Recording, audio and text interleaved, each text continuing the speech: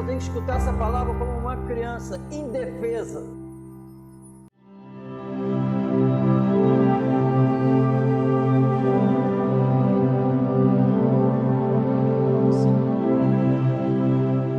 Ora, no tocante às coisas sacrificadas aos ídolos, sabemos que todos temos ciência.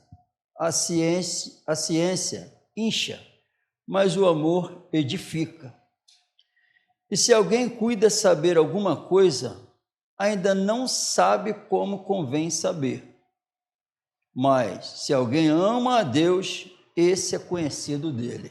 Isso aqui o contexto tem toda uma história, né? Negócio de carne, do açougue, sacrificada. Uns comiam porque a fé forte não tinha aquilo como sacrificado aos ídolos, mas uns eram fracos, não vou comer nada de lá porque está sacrificada aos ídolos. Aí o texto quer dizer que, para não prejudicar a fé do irmão que está crescendo na fé, não tenha maturidade no começo, que eu tenho, qual era o normal? Então não vou comer carne, para não enfraquecer a fé do irmão. Então o texto quer dizer isso. As coisas sacrificadas aos ídolos, sabemos, temos ciência. A ciência, então porque eu sei, a ciência, o conhecimento, incha. Mas o amor edifica. Amém? E em relação ao conhecimento, se alguém cuida saber alguma coisa, ainda não sabe como convém saber.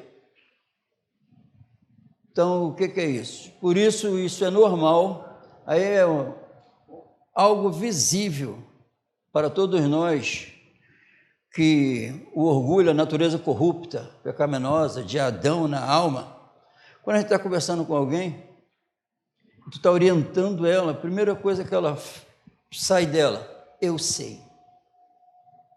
Não, isso eu sei. Não, eu sei. Essa resposta é a natureza pecadora que está dando. É o homem corrupto, que ele quer demonstrar que o que eu estou falando, então não há diferença dele, ele já sabe. Mas, e é claro que a revelação, ninguém sabe as coisas de Deus, só o Espírito. E o Espírito revelou. Então a Bíblia diz assim, Jesus, porque o verdadeiro conhecimento fundamentado no amor, porque primeiramente, se eu sei alguma coisa, não sabe como que pensa que sabe, não sabe como convém. Porque se eu sei, eu não tenho isso dentro de mim, o orgulho, porque eu sei. Aquele que quiser se gloriar, se glorie-se no Senhor. Mesmo ele tendo conhecimento, o amor que governa a vida. Então não gera isso, orgulho por saber. Não sabe como convém. Por quê? A Bíblia diz que a verdade de Jesus liberta. Liberta, então eu não vou tratar o meu irmão da maneira que desagrada a Deus. Se eu tenho o verdadeiro conhecimento que edifica, eu não vou comer para manter o meu irmão de pé. Edifica o verdadeiro conhecimento, não sabe como deveria, porque o conhecimento verdadeiro está pautado no amor puro de Deus. Amém? É isso. Jesus revelou isso. Jesus tinha algum conhecimento de Deus? Quando ele se orgulhou por ter o conhecimento? Ele só serviu a Deus e ao próximo. Amém? E ele é o exemplo a ser seguido. É olhando Jesus, o que ele fez, acabamos de louvar. Será que alguém meditou durante a semana de verdade como convém no que acabamos de louvar? Quando a lei me mostrou quem eu era de verdade, eu fugi para Jesus. Fiz isso? De verdade? Judas se arrependeu. Mas segundo o mundo, se enforcou. Mas fez o que tinha que ser feito da natureza corrupta dele. Amém? Então que Eu sei disso, que Jesus morreu pelos meus pecados, quem não sabe? Alguém passou ali agora, que eu fiquei olhando, passou em frente à igreja ali, e fez assim. Resolvido. Estou protegido porque fiz assim. Não, o verdadeiro conhecimento vindo do Espírito gera ação. Porque me libertou de algo. Se me libertou de algo, vai ser revelado que eu não estou mais preso ali. Eu saí de lá. Se tinha algemas, fui liberto. Estou com as mãos soltas. Amém? Para agir. Porque a Bíblia nós lemos em Gálatas, onde não há lei, não há transgressão. A lei suscita a ira, cria inimizade, e é revelado pela inimizade que há, para demonstrar que o homem é inimigo. Mas o Espírito veio, a graça veio, não existe lei, é a justiça pela fé. Amém? Por isso que 1 João diz que, e os seus mandamentos agora de Cristo, não são pesados. Você faz com alegria, pratica com alegria. Porque é a vontade dele, a lei em Cristo é a vontade dele, boa, perfeita e agradável. Amém? Então, em nome do Senhor Jesus, que esse conhecimento da nossa salvação seja revelado. O que ele produziu em nós? Jesus, a Bíblia diz para os dois a caminho de Emaús, tardios, nestes de coração. Não lembra não que estava escrito? Que convinha que sofresse todas essas coisas e ao terceiro dia fosse para a glória. Amém? Aí depois que ele sentou na mesa e partiu o pão, os olhos do entendimento foram iluminados. Eles ficaram doidos. Saíram correndo e falou com os 12, é verdade, ele apareceu a Pedro e a nós também. Amém? Esse Jesus que a Bíblia diz que quem crê nele tem a vida. Amém? Tem, não terá, tem. E isso da Bíblia diz assim, pela graça sois salvos. Graça, favor imerecido, bondade, misericórdia, amor, por meio da fé. E isso não vem, a fé que gera salvação, que transforma a vida, a fé, não vem do homem, é gerado pela palavra, é tudo algo construído por Deus. Ninguém vai ser salvo por elaborar uma fé e construir uma fé e vai ser salvo. Não, essa a fé que vai a fé que salva e mantém salvo é a fé que o Deus maravilhoso opera dentro do homem. Amém?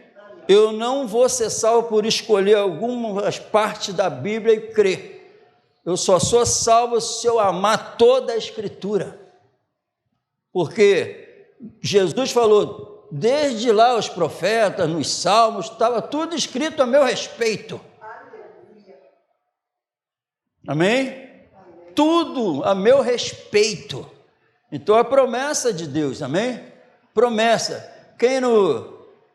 Se ele prometeu, já escutaram isso? Se Deus prometeu, quem já falou isso? Mas não é fácil falar? Mas isso é em toda a Bíblia. Amém? Ele prometeu a Abraão com quase 100 anos. Quando ele fala, tu vais ser pai. É claro, na minha ignorância, Abraão nem tinha mais relações, é isso? É isso ou não? Não tinha, e Sara também a respeito, para ter um filho e Abraão para ser pai, esquece. A ciência moderna não tem solução para isso. Não tem. Tu vai ser pai de muitas nações, tu tem um herdeiro para nascer. Olhou para Sara, imagina a cena. Se bobear, nem dormiu mais junto. Aí ó, ele falou que nós vamos ter relações e tu vai ficar grávida. Contra toda a esperança creu.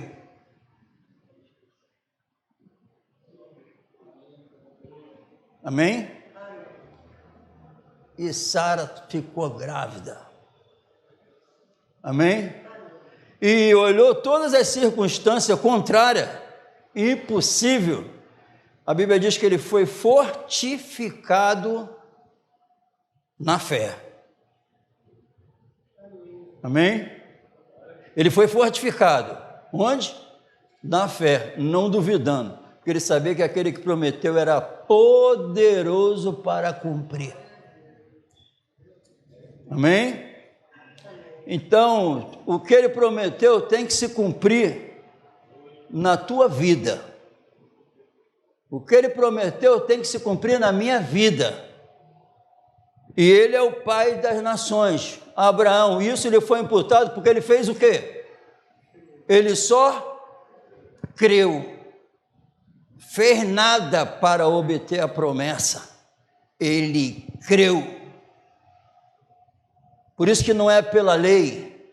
Nós recebemos o Espírito Santo pelas obras da lei ou pela justiça da fé? Porque eu fiz. Não, eu não fiz foi nada. E você não fez nada. Na verdade, todo o pecado Davi declarou: contra ti somente pequei. Então a vida toda Davi falou e eu estou falando: contra ti somente pequei. Em todos os meus atos, você também. Amém? Você também. E os discípulos, naquele momento crítico que já estavam matando os seguidores de Jesus, momento muito crítico. Andar com Jesus naquele momento lá era estar assinando a sua sentença. E a Bíblia diz que eles foram com Jesus para tudo quanto é canto, escutando os ensinamentos dele. E Jesus promete, é necessário convir que tudo isso acontecesse. E agora vocês vão receber a promessa do meu Pai, mas ficar em Jerusalém, para que sejais revestido do alto. A promessa do Espírito. Amém? Ficar em Jerusalém. E vocês receberam aí em Efésios, fala, vocês receberam depois que ouviram o Evangelho da verdade. Por que os discípulos receberam? Porque eles estavam com a promessa viva ali com eles. Ficar em Jerusalém para que se receba o Espírito da promessa. Então a promessa, o Espírito. Amém? O Espírito Santo, o Espírito da verdade, o Espírito da glória, o Espírito da graça, o Espírito de santificação, o Espírito de sabedoria, o Espírito de poder. Então, quem deseja, então é um acontecimento. É necessário que tudo isso aconteça porque o Espírito Santo ainda não tinha sido dado. É necessário que eu vá para que venha o outro. Amém? Então, veja atenção, é um acontecimento. É um acontecimento que Jesus subir e o Espírito Santo vir. Então, é um acontecimento que iria acontecer. Aí aconteceu. Jesus, depois de ressuscitado, sobe e o Espírito Santo desce. E foi aquele momento maravilhoso lá em Jerusalém. Começaram a glorificar, um poder sobre-humano entrou na alma deles, porque a Bíblia diz que é o Espírito de vida. Amém? Todo o sentimento deles foram transformados. Os temores bateu em retirada, porque o amor lança fora todo medo. E a Bíblia diz que esse mesmo Espírito é derramado em nossos corações. O amor de Deus é derramado em nossos corações pelo Espírito Santo que nos foi dado. Amém? Dado. Então é algo que um acontecimento foi enviado por Deus, foi enviado em nome de Jesus. Um acontecimento aconteceu, ele foi enviado e foi dado. E nós, o cristão, quando crê, recebe um acontecimento. Aconteceu, e quando é enviado por Deus, está falando da graça, está falando da misericórdia, está falando da bondade, está falando de um presente de Deus. Te dá um espírito para tirar o teu de dentro de você, tirar o espírito de uma outra vida, para tirar a vida velha de dentro de você, para tirar o sofrimento, para tirar a morte eterna. É um presente, é uma dádiva, é o amor de Deus em ação. Aniquilar a tua personalidade mundana, corrupta, injusta, que te destrói o outro, e ele dá um amor puro, coração puro, um pensamento puro, um presente, uma dádiva. É como alguém que está passando ali, catando lixo todo dia e dormindo lá fora. Aí alguém chega e podre de rico, estou construindo uma casa para você, e vou botar todos os móveis, vai ficar tudo lá para você e sua família. Tu tem filho? Tem, sabe? E tem mesmo, vários que estão rodando de madrugada aí tem filho, acredite se quiser. Então, vou te dar uma casa toda mobiliada, com um terreno, um carro, um emprego, e vou te tirar, está sendo, quando tiver construído, eu vou te tirar daí, você pode entrar com a tua família, quem vai querer? Assim era você, assim era eu. Ele viu a gente assim, mendigando, sofrendo, catando lixo, comendo lixo, destinados ao fogo do inferno.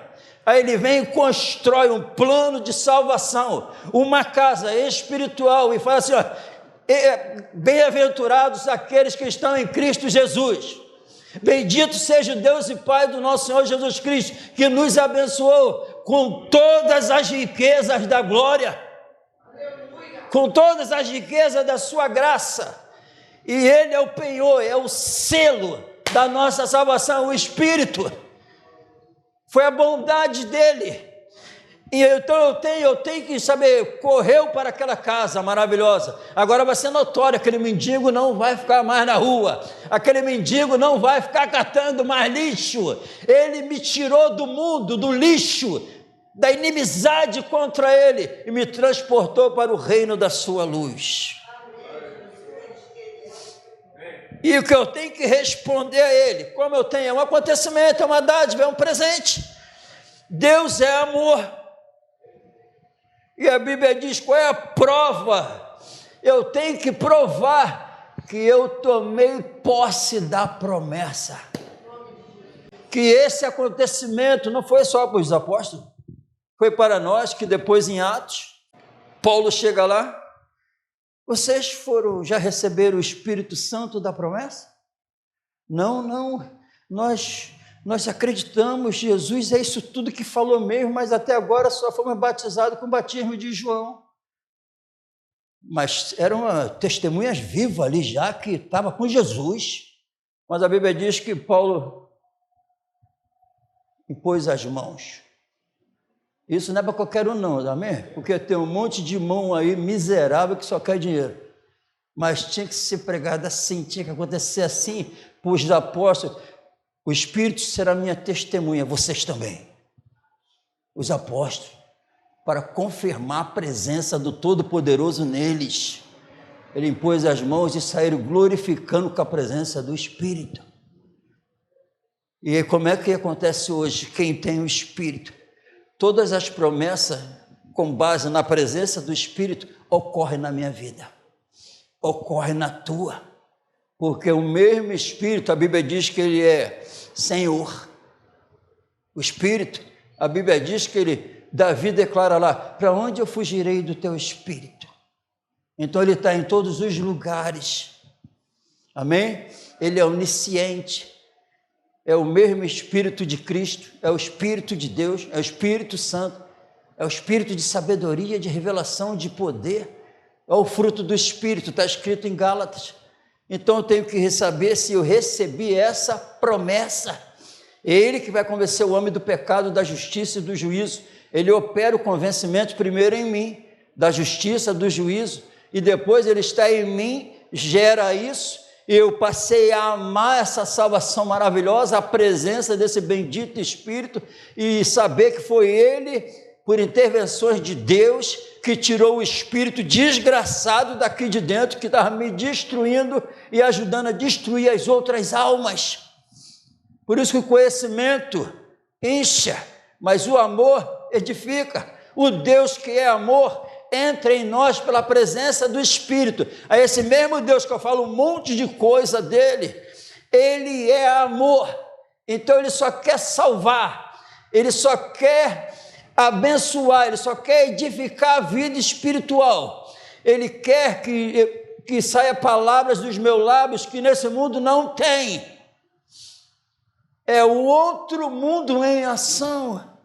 E vai ser revelado o Espírito que o mundo não pode receber, porque não vê nem o conhece, mas vós o conheceis, porque habita convosco e estará em vós, só que a bênção é para sempre. Reparou que o Espírito que aparece bonzinho, não é para sempre? O teu? Já reparou? Que o Espírito que está em você fala uma meia verdade agora, daqui a pouco 100% mentira. Que o mesmo Espírito que fala preocupação, daqui a pouco desgraçado. Mas esse que fica para sempre, ele é fiel até o fim. Ele é fiel até o fim, ele não tem mudança de variação. Ele ama até o fim. Ele é profundo, ele traz as profundezas de Deus. Ele cura uma alma desgraçada. Ele tira a morte de dentro. Esse mesmo Senhor, ele dá visão. É o Senhor mesmo ou vamos esperar outro? Sou eu mesmo. Só fala João que o cego passou a enxergar, que os mortos estão ressuscitando, que os surdos estão ouvindo, que os mudos estão falando. Aqui é um campo espiritual. Os surdos que estavam com os ouvidos tapados pela influência maligna, houve uma iluminação. Estão agora dando ouvido, estão enxergando. Aí a alegria que foi falada aqui outro dia, alegria por causa dessa iluminação maravilhosa, recebeu a promessa. Recebeu a promessa porque eu não quero mais papo. Eu sei que eu era cego, agora vejo o mundo como ele quer. Eu consigo enxergar a miséria do próximo e tentar ajudá-lo de todas as formas para que ele possa enxergar também. Amém? Essa é a verdade da Bíblia. A boca fala do que o coração está cheio.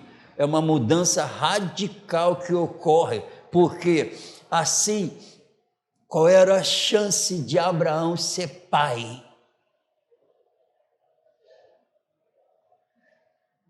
Qual? Tu acredita, Abraão? Tu sabe quem prometeu?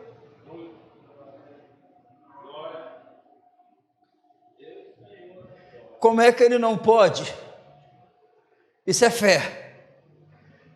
E a Bíblia diz que Jesus, autor e consumador da fé, quando aquele centurião falou, pode ficar aí, eu não sou digno de receber o Senhor na minha casa. Eu sei que se o Senhor falando daí, acontece a cura lá. Nem em Israel encontrei tamanha fé. A falta de fé desonra a Deus e chama ele de mentiroso, porque não creu no testemunho que Deus deu de seu filho. Chama ele de mentiroso.